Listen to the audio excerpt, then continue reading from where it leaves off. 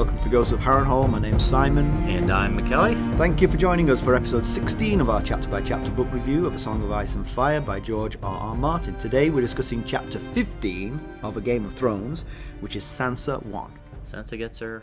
Finally, we get Sansa's POV. We were complaining about that earlier. Right. Good stuff.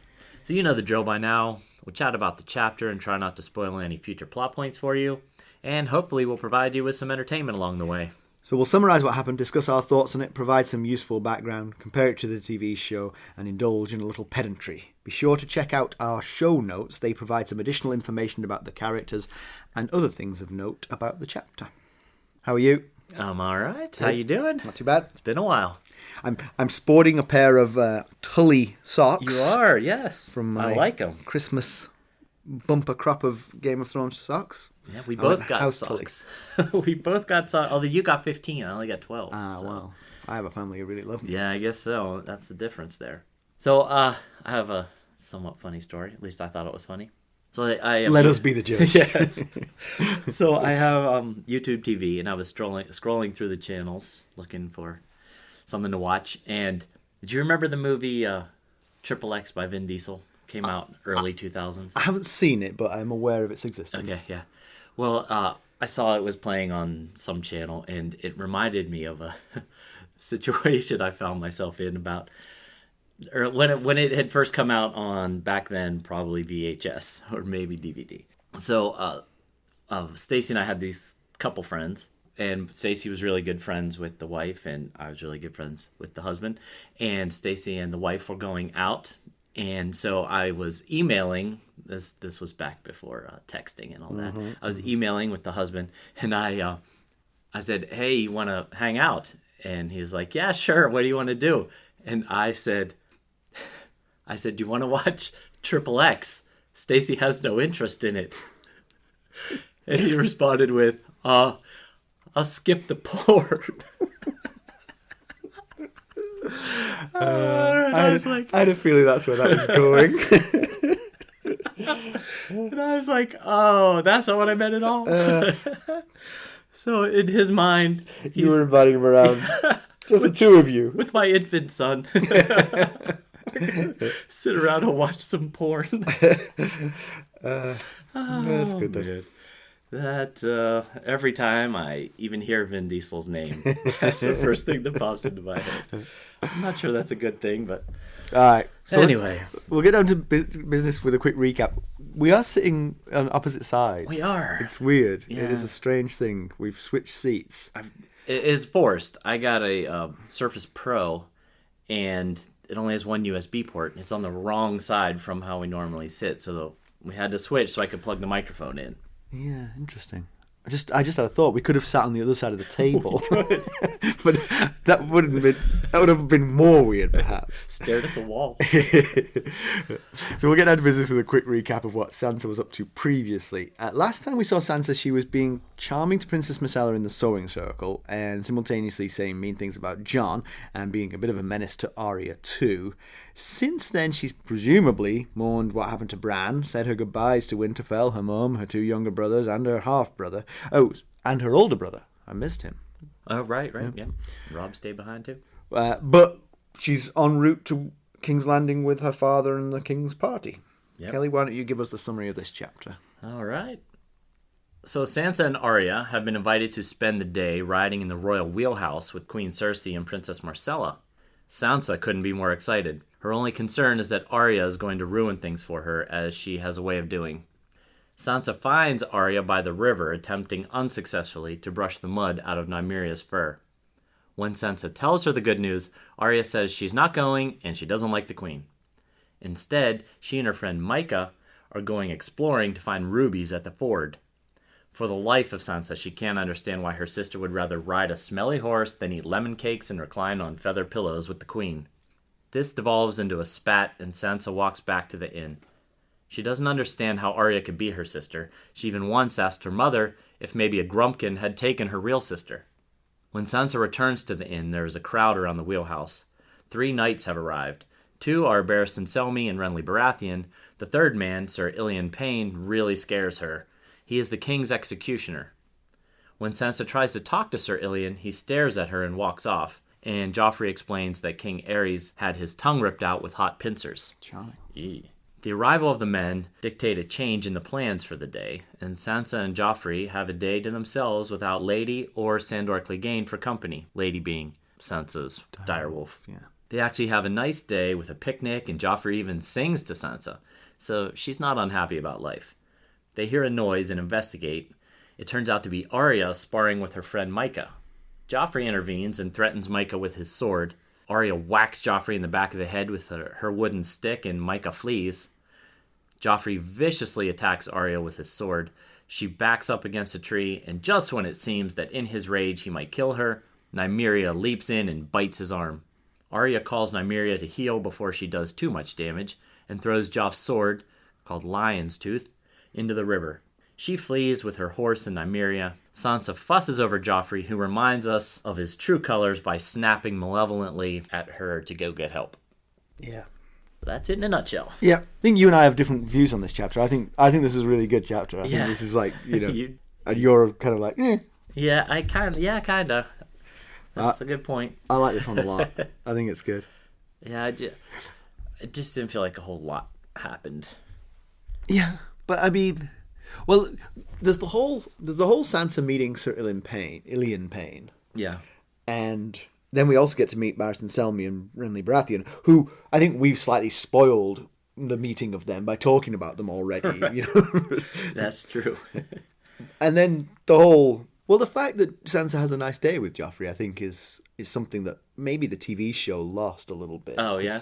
She just fell in love with him because he was the prince. Right. Without any sort of caring about what kind of person he was. Yeah. He's good looking, and the prince, Sansa fell in love with him. Good enough. Yeah. Check. Right. But in actual fact, he was kind of charming to her this day. Right. For a while. Until he forgot. Yeah. But again, we saw evidence that Sansa and Arya are about as different as two sisters could be. They really are. Just like you had mentioned in previous episode, that the actresses played. Right. Maybe that's what they were looking for. Actresses who were physically different. They really were very different. Sansa is so excited about riding with the royals. Arya really couldn't think of anything worse than being forced to do that. Yeah. That I found it funny that Sansa told Arya she better go put on something pretty. I was like, have you met Arya? Yeah. Has that ever happened? I was a little bit impressed that Arya was cleaning Nymeria's fur. Right. I mean, that felt like progress in the right direction, right. As opposed to rolling in the mud with Nymeria. Right, yeah. That's how Nymeria got the mud in the fur. In the first possibly, place. yeah. Sansa thinks Arya is too friendly with the small folk. Kind of goes along with what we've seen so far. Yeah, that Sansa is pretty stuck up. Yes. And Arya is anything but. Yeah, she's rather unassuming, it seems. And Sansa cannot believe that Arya is friends with Micah, the son of a butcher. And then she says something that's rather harsh. Well, she doesn't say it out loud, but, her internal monologue. She says that just the sight of him was enough to make her sick. I was like, eesh. Yeah. That's rough. Yeah. When you're the daughter of a royal house, you don't have to face the realities of life, like butchering and things like that. I guess. But she expresses that she's perplexed that Arya would prefer Micah's company over hers, but should she be? I mean, really? Does she prefer Arya's company? She may prefer Arya's company to Micah's company, but who would she prefer Arya to be in the company of? Her or Micah? I would say, go play with Micah. Yeah, especially since she's afraid that Arya's going to ruin things, as she says, as she has a tendency to do. So you would think she might be like, yeah, it's best that you go hunt for rubies. Yeah, you don't want to go in the wheelhouse. Exactly. You have to put on something pretty. You don't want to do that. By the way, actually, remind me when we get to pedantry, because I've just thought of another piece of pedantry for this chapter. Okay. There's a rich vein of pedantry in this chapter, but I've just thought of another one. That's why you like this chapter Maybe so much. That's it, yeah. Sansa seems to be caught up in an unrealistic fantasy world. She's a kid. I get it. It's not that unrealistic, though. Not for her. You know what I mean? I guess. She just is... She's always so caught up comparing life to fantasy stories and the stories that old Nan tells. And yeah. She literally thinks to herself, she just wants life to be nice and pretty like they are in the songs. Yeah. But then, imagine if Joffrey was a really nice guy. then her life really could be like True. the romantic songs of yore. That is true. Yep, she become queen and raised little princes and princesses. And yeah, she's close. Yeah, she's close. Closer than most of the rest of the realm. Just for one sociopathic little monster. So Arya and Micah are going looking for rubies at the Fort of the Trident. And just real quick, I wanted to explain what that means in case anybody is confused. When I first read it, I just thought that this was an area known for rubies. You mean like Ruby production, yeah. like not production. But, Production. the ruby production line. I need one of those. You don't know how the world works, do you? Or maybe you do. Maybe this is just your deeply held belief. Don't they just make those things? So this is in reference to Rhaegar's armor. He wore a black plate armor with the three-headed dragon of House Targaryen decorated in rubies on its breastplate. And during the battle at the Trident, Robert crushed Rhaegar's chest in with his warhammer, and it scattered the rubies throughout the river, and the area became known as Ruby Ford. Huh. That's interesting, actually, because consulting, I don't have them with me, but I've been looking carefully at my Targaryen socks. Right. There's quite a lot of red on that, so that's quite a lot of rubies. There's a lot of rubies. Yeah, I mean, if it was a good size sigil on the front of his breastplate. But aren't rubies a little bit fragile? They're not like diamonds. You're asking the wrong guy. I thought they were made on the production line. So It really depends on the production quality. Right. If you have a good plant. But if you smashed someone in the chest, you break the rubies rather rubies than would just shatter. That's what I think would happen. Interesting. So I don't know. perhaps they're looking for shards of rubies here. But I'm not sure. I'm not sure on my ruby toughness. But maybe I have a feeling. if there's any ruby experts out there listening, you could let us know. Please. Yes, please. We will put it into news and notes the next time around. So Sansa, after giving up on Arya, goes back to the inn where she meets 3 knights sent to escort the king's parties home. So we get good descriptions of Barristan Selmy, dressed in the brilliant white armour of the King's Guard. Despite his age, looks strong and graceful. We've mentioned before he's the Lord Commander of the King's Guard. The second one is Renly Baratheon, which is the youngest brother of King Robert, and the most handsome man Sansa has ever seen. I hope Joffrey's not listening. Luckily, she thought that, not said that out loud. He's tall and powerfully built. Wears green armor, has an antlered helm. He is on the small council, along with everyone else in the realm. Apparently, yeah. He's the Master of Lords and Lord of Storm's End. She seems to like both of them, and they both have sort of good banter with her. Yeah, they do. Yeah, she. Despite the derogatory comments they make about each other, it seems like they have a pretty good rapport. Renly refers to Barristan as Barristan the Old, and Barristan refers to Renly as a prancing jackanapes. Which has got to be the greatest put down of all time. I got to find a way to use that at some point in my life. Next time my son doesn't take out the trash, why are you prancing jackanapes?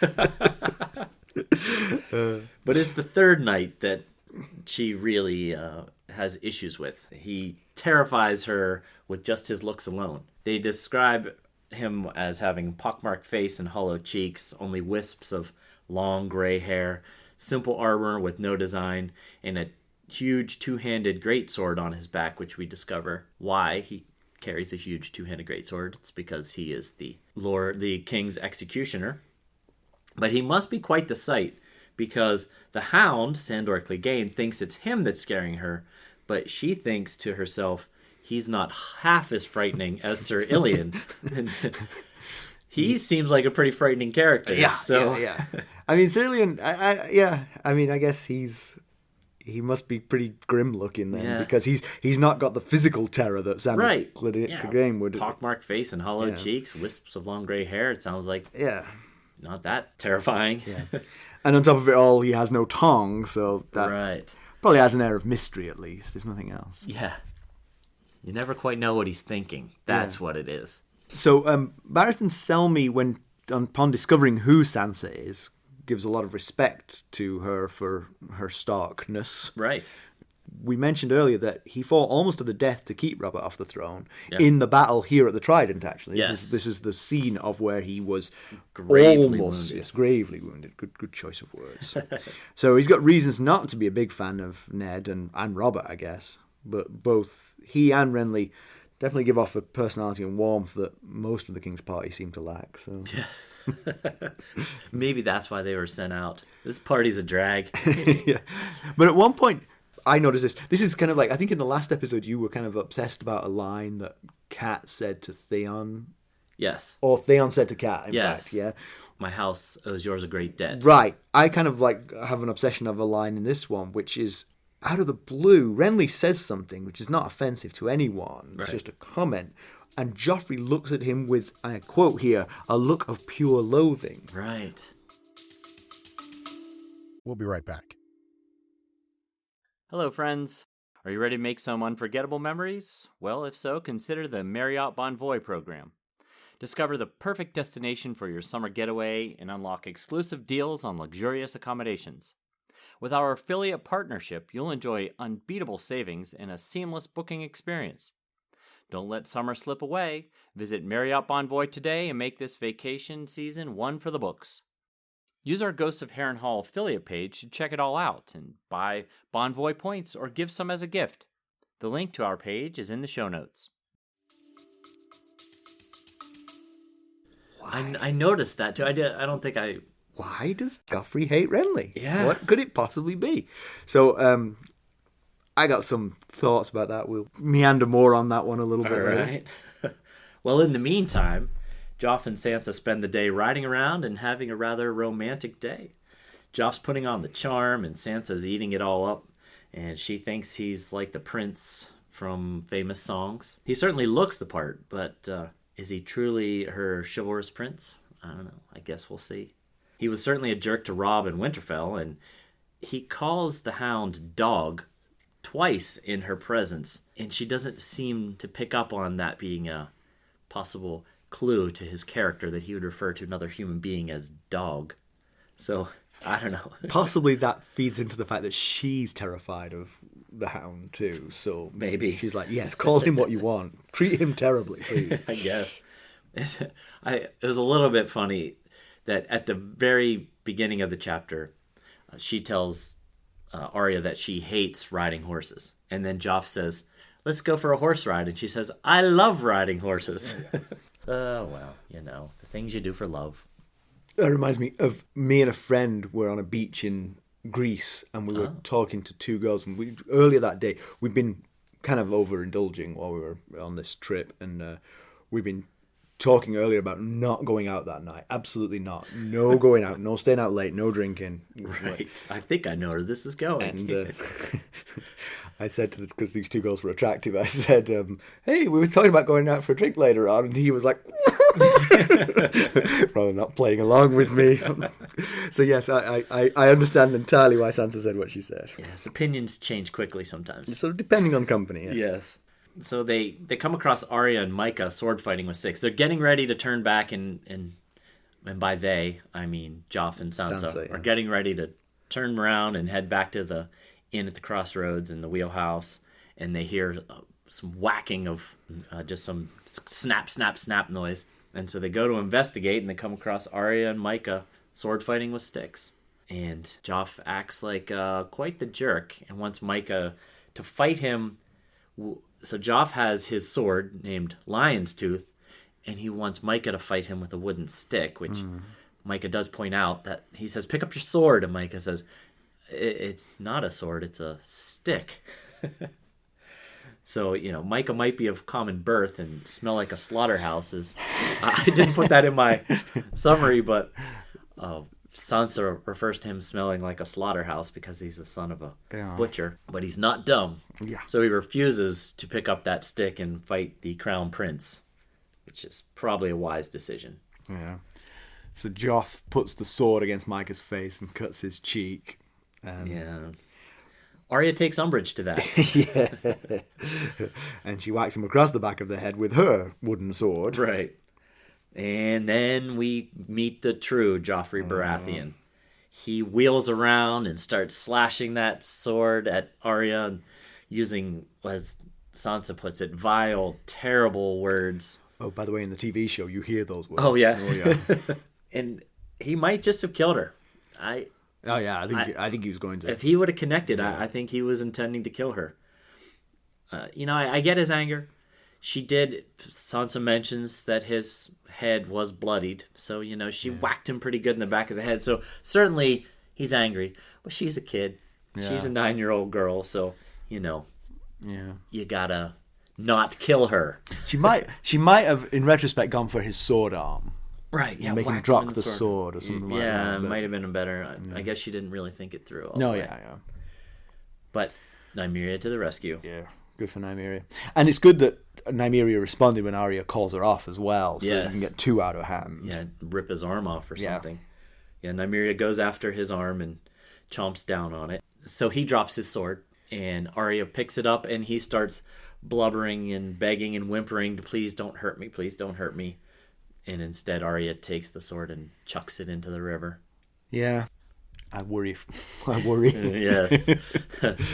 that we were worried about when Tyrion slapped Joffrey across the face twice, how that was going to affect him. This is a whole new level of affront to our crown prince. So if Sansa missed those previous clues, he's doubled down here. Yeah, I mean, I'm trying to give him some credit. I mean, literally what happens when they arrive in the clearing and they see the fight happening, Micah catches Arya on the hand, right? Right, yeah. It stings her knuckles. And so at first it seems like he's just being a jerk and just like, he says, that's my lady's sister you've hit there and all that. And then when he puts the sword to his face, he says, I'm not going to hurt him much. Yeah. So it seems like he's kind of he's got all the power. He's just kind of messing around with him a little bit. Unnecessarily so. Yeah. Definitely. But Arya doesn't find it very funny. No. And neither should Sansa. No. So. Yeah, I mean, honestly, I'm groping for anything to say in his defense here. Yeah. I mean, he is just a bully who likes to be a bully. Right. And doesn't like it when a bully gets his just desserts. No, not so much. But based on her reaction to the fight after Arya runs off with Nymeria and Micah's already run off, she still seems to be blind to his behavior, to the kind of person that he is. Because she goes to him and calls him her poor prince and says, look what they did to you. And tries to touch his hair tenderly. I'm using hand gestures, of course. Yeah, that's good. Because that's how this works with podcasts. And then he triples down and he snaps at her. Yeah. So. But again, I mean, going back to the cat defense, he's in pain right this second. Yeah, so, yeah. But yeah, I mean, I wouldn't be mean to someone in that situation. I'm just better than Joffrey, apparently. It's a low bar, but I'm clearing it. Seems a rather low bar. I mean, we got a little bit. I mean, I guess this probably falls into background information. We got some good descriptions of the neck, which is the sort of the narrowing of Westeros between the north and the rest of it. Yes. That it's basically an endless black bog with dense thickets of half-drowned trees, quicksand waiting to suck you down if you left the causeway. The causeway so narrow they had to camp on the causeway each night, and it was 9 nights getting through there. Yeah, so, something like that. Yeah. Really miserable. You can understand. I can't remember what episode, but in a previous episode we talked a little bit about the neck. We gave some background info. You can see why it's a really good defense. Yeah. For, leading an army through that seems really challenging. Although, how do you defend it though? If you think about like a narrowing of a valley and the army has to come through the valley, well, you can attack them. How do you attack them as they come along this causeway? True. There's the Moat Cailin. Yeah, which we'll talk about at a later point, but that's a good point. Yeah, I guess you stand at the northern edge of it. And, yes, and put like thumbtacks down on the road or something to pop their tires. So the background you were going to talk about? Oh yeah. So real quick, they mention a lizard lion. While Sansa's thinking back, Arya was talking about how much fun she had going through the neck and getting into all kinds of things while there.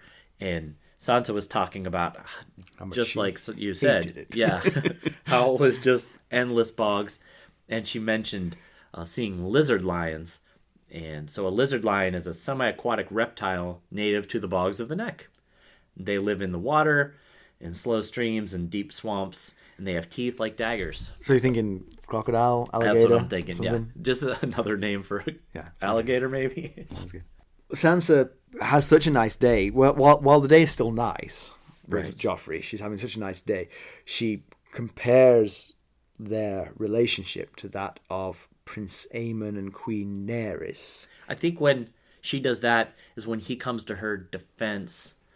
When the crowd is all around her, they're like, "That's a dire wolf," and she's getting kind of scared. And he comes to her defense and says, "Everyone, leave her alone. That's just her pet wolf." That's true. And she says, "He came to my defense like Prince Aemon championed Queen Nerys against Morgul."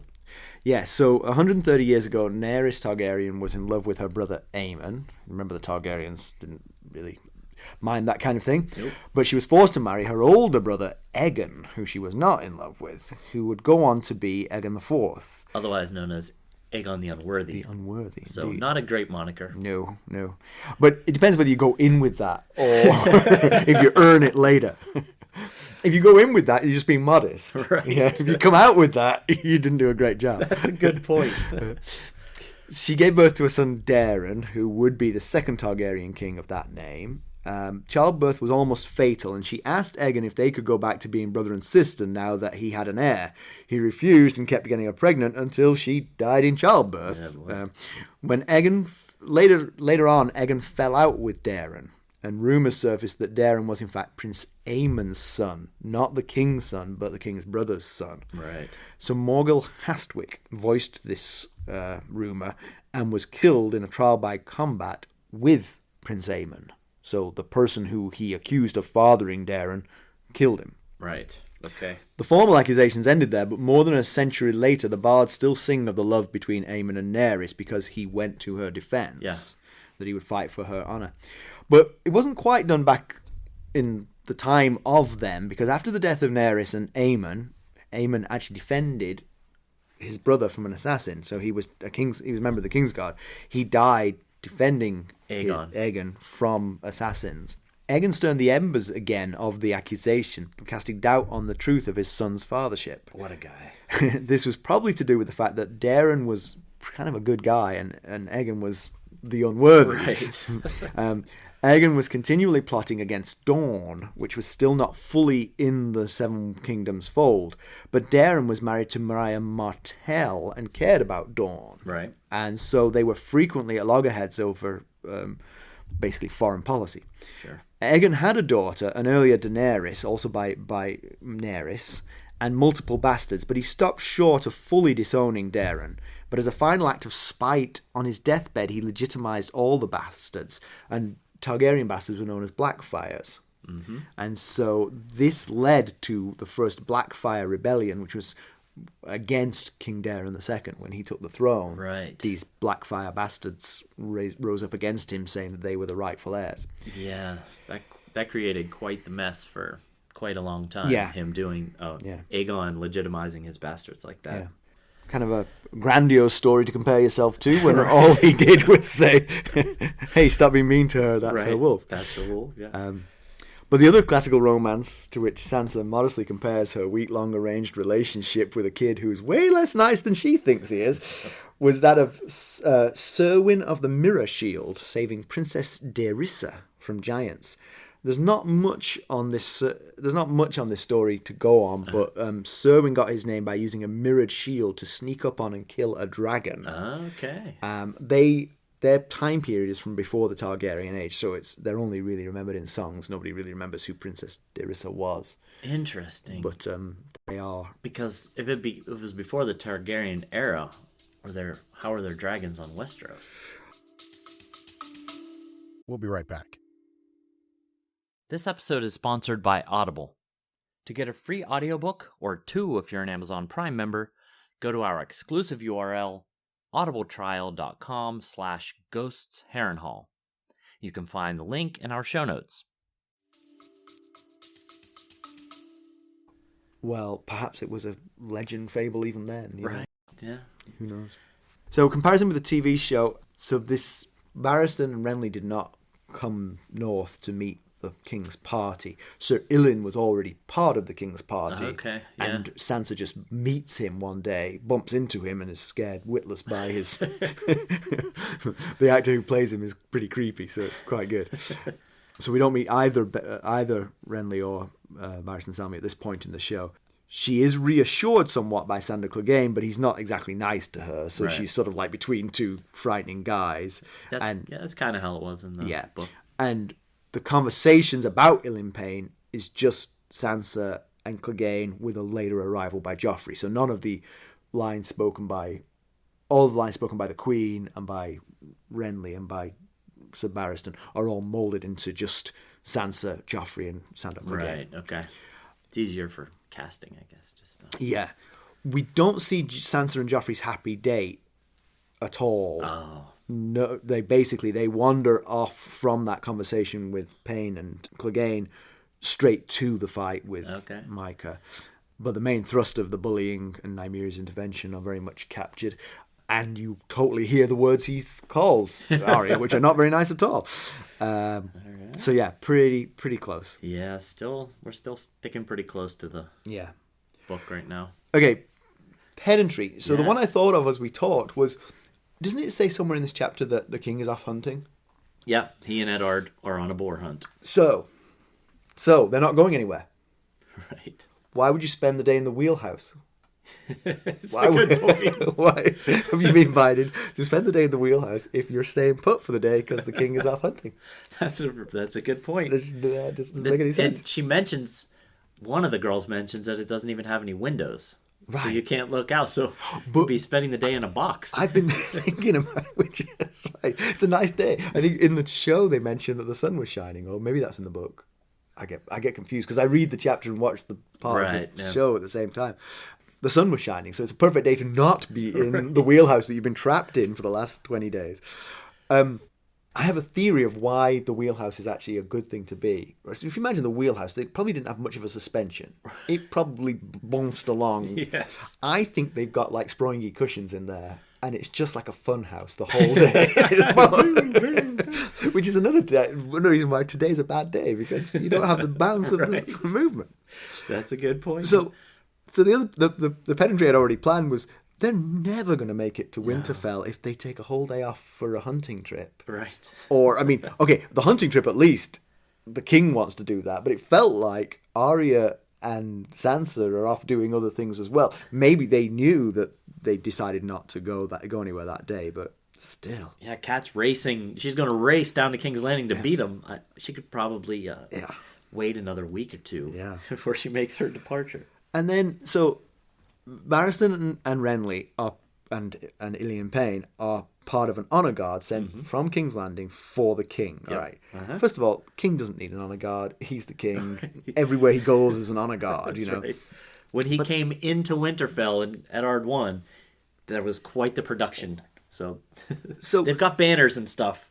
My estimate is they're 16 days ride north of King's Landing at this point. That's a long way to send people to form an honor guard to come back down. Good point. And then that goes to another thing. So Barristan Selmy is the Lord Commander of the King's Guard. Okay? Yes. The king has been away for a quarter of a year at this point. Right. What has he been doing? Why was he not with the king this whole time? Right. Why weren't all of the King's Guard with the king? Right. We talked about this before. If even one member of the royal family had stayed in King's Landing, you might leave a King's Guard behind. But every single person is in this party. Wasn't anyone left to guard? Right. I mean, how old is Barristan? Maybe he needs a whole quarter of a year off, you know? That's a good point. Yeah. All right. My last bit of pedantry is the inn at the Crossroads is huge. Seems to be. 3 stories and room for, she said, a third of 400. So I did my math carefully this time. That's 130 people. Got out pen and paper. Why? Is the Trident like Niagara Falls? That's where everybody goes? Right, all the ruby hunters. That's it. They don't know that they were smashed to smithereens. They're just little Ruby slivers now. Just seems like it's way too big. Yeah. I think part of it is the name. It's at the Crossroads. It's kind of at the area where you can go north to Winterfell. You can turn east to the Vale, west to what the hell's in the west? Casterly Rock, south to King's Landing, And this is the Inn at the Crossroads? Is that what it's called? Yeah. Okay. All right. Well, yeah, okay, that's not so bad. Still just seems a little bit big. I mean, that's a big old building right there. Does seem big. All right. I think we're good, right? Yeah, I think so. Okay, so concluding, I'm really worried for the future. Yes. Joffrey's not mortally wounded, it seems. No, that feels like they're going to have... things are not going to go smoothly for them here in the near future. Yeah. Unless Joffrey confesses that he was bullying Micah and got what he deserved. That seems to fit in character... Wait, no, maybe not so much. Not so much. Joff is gaining on Viserys. I asked you before, I think it was in Arya 1, who had more douchery, Joff or Viserys. And we had unanimously given that honor to Viserys still, as Joff hadn't really done very much, but he's certainly now on his way to tying him up. It's really just a matter of who was last. Right. Who did you last describe to me? It's that one.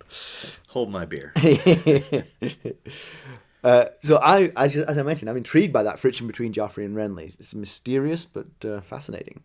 I'm going to throw out a bit of speculation. Okay. Yes, I want to hear it. Let me confess in advance that my speculation is sometimes memory. So it has been known to come true. Right. Apologies if this is a spoiler. Joffrey is half Baratheon, half Lannister. Yep. He's surrounded by Lannisters and their lackeys. Cersei, Jaime, Sandor Clegane, Tyrion. Yeah.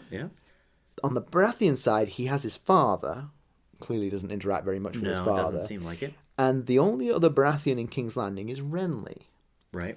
Could it be that the Lannister crew is pouring poison in his ear about Renly in order to keep Joffrey loyal to the Lannister point of view? Very interesting. Yeah.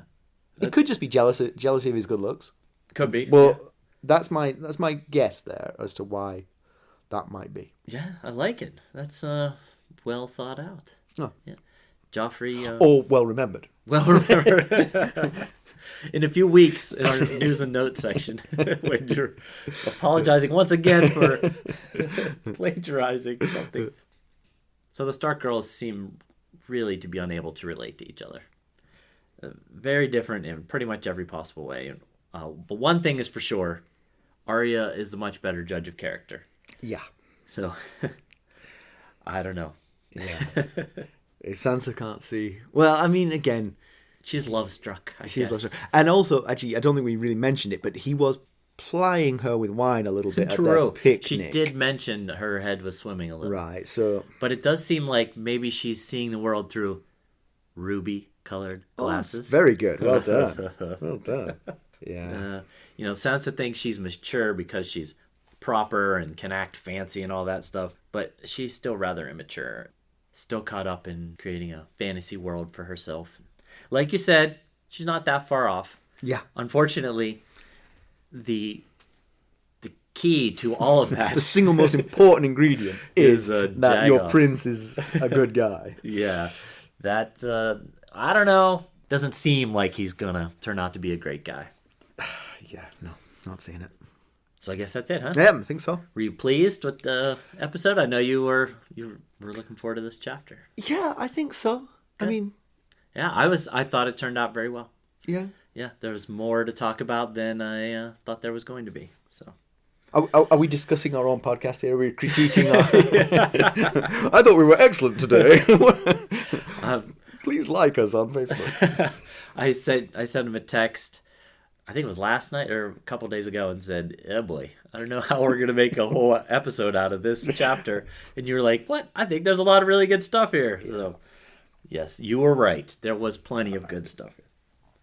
Anyway, okay, so as always, you can reach us at ghost.harrenhall@gmail.com and follow us on Twitter at @ghostheronhall, and you can go out and follow us on Facebook.